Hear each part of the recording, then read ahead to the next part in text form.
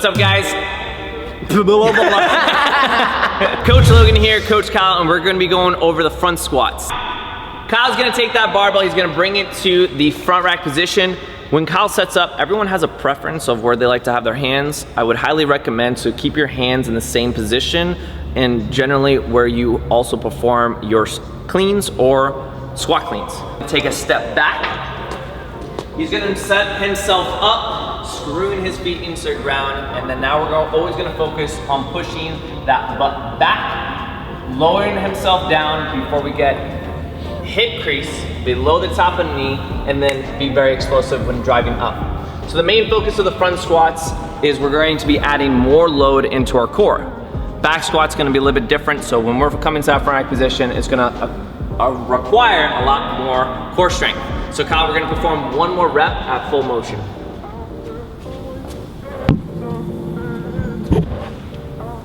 So, if the athlete has any difficulty holding that front rack position, we can also go into a zombie squat. So a zombie squat is just bringing your hands out in front, thumbs pointed to the sky. This is gonna force the athlete to learn to be able to keep the chest upright, okay? So not losing position as he squats down, having his feet stay flat. So we're gonna go back down into a squat, hands stay out in front, keeping those knees driving out, standing all the way back up. And then if Kyle just wants to get any little bit of support, he can go across and perform one more rep if this feels a more comfortable position. Talking about the front squat, we've talked about the back squat. There's many types of squats: overhead squat, back squat, Kang squat from the last video. Now the front squat, they're all different ways that you can do it to implement it into your program. Your front squat requires more of that lower back engagement because the load is into your frontal plane. So it's going to force your chest down a little bit more, requiring more back engagement to stay more upright, keeping that chest up. All our squats, we want everybody to be able to have their hips and chest rise at the same time from that bottom position. No matter where the load is, frontal plane, back, overhead squat, we want to make sure all our squats are the same from air squat to any loaded based squat.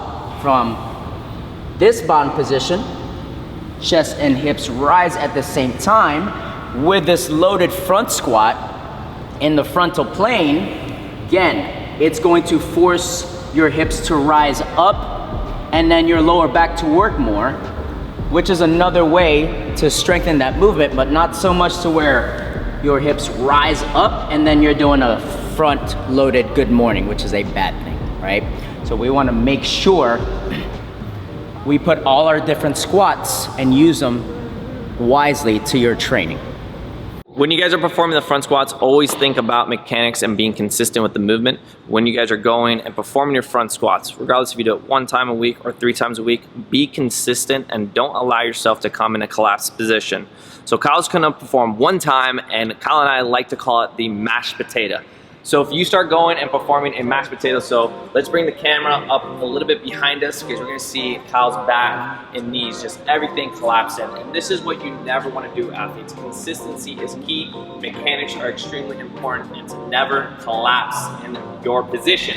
So Kyle's gonna rack that barbell. Let's just say he's going for heavy loads. And Kyle just starts going and everything just starts becoming in a just terrible collapse position. Knees are coming in, back starts giving out just a little bit, and he's working his way back up, right?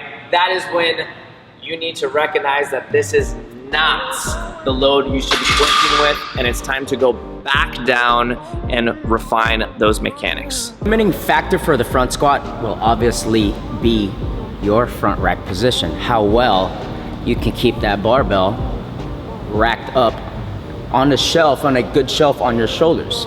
Okay, so again, if you refer back to our front rack video, our front squat, we want that upper arm to be parallel to the ground, okay? A lot of mobility will be looking like this, mostly for front squats with this loose grip, okay? For the sport of Olympic weightlifting, you wanna have as much as you can on a fuller grip on this barbell to recruit more of the upper back muscles to stay upright and keep that spine nice and neutral and engaged. That will also transfer to anything that needs to go overhead. Now you don't need to pop up the barbell and re-rack. If you have a nice rack from the beginning on your front squat, there's no need for that re-rack. You're ready to go overhead and you're ready to rock and roll. I hope you guys liked the video. Like, subscribe, click that notification bell so you guys can see all future videos. See you next time.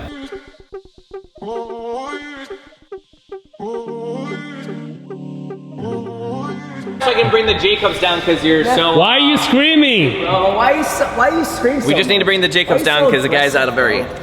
You're not gonna make me look bad with that high-ass fucking rack. You just saw this guy in high school. We're gonna go over here. A little rough at the time. We're gonna go over here. You're not gonna make me We look don't want to bad. mention that to him because we don't want him to... yeah. You're not gonna make me look bad with a high rack. I just told you to bring down the Jacobs, bro. Set it to your height. Recording. Are you kidding me? Yeah, Alright. Why are you smiling? Which I still feel like You it's could also mention, hey, if you refer back to our rack video, That's true. right? You should say that. We're gonna, oh man, my rack's so bad right now.